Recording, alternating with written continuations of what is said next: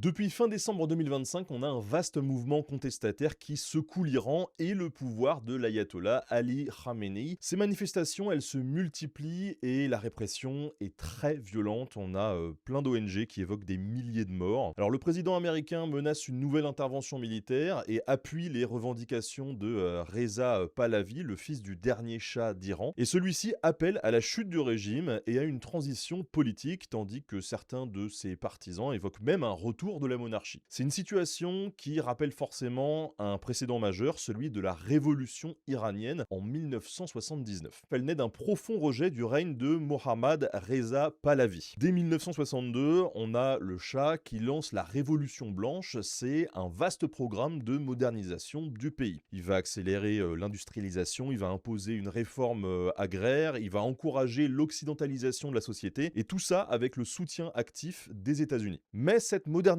elle va s'imposer de manière autoritaire. Les richesses, elles vont surtout profiter à une élite proche du pouvoir et les inégalités sociales vont se creuser. Le clergé chiite va voir ces réformes comme une menace directe pour l'identité religieuse et culturelle du pays. Et en parallèle, le régime va se durcir. La police politique, qu'on appelle la SAVAK, va écraser toute opposition par des arrestations, des tortures et des exécutions. Dans les années 1960-70, cette industrialisation en Iran, elle va faire émerger une classe ouvrière très nombreuse qui est de plus en plus hostile à la dictature. Et à partir de 1977, le mouvement va s'emballer. En 1978, on a des grèves massives, notamment dans le secteur pétrolier, qui vont paralyser l'économie. Et le régime va vaciller et paradoxalement, il va y avoir un assouplissement politique encouragé par les États-Unis qui va affaiblir encore plus l'autorité du Shah. Et c'est dans ce contexte bien particulier que va émerger une figure centrale, l'ayatollah Rouhollah Khomeini. Depuis l'étranger, ces discours vont largement circuler et ils vont rassembler des courants très différents autour d'un seul et même objectif, renverser la monarchie. En janvier 1979, le Shah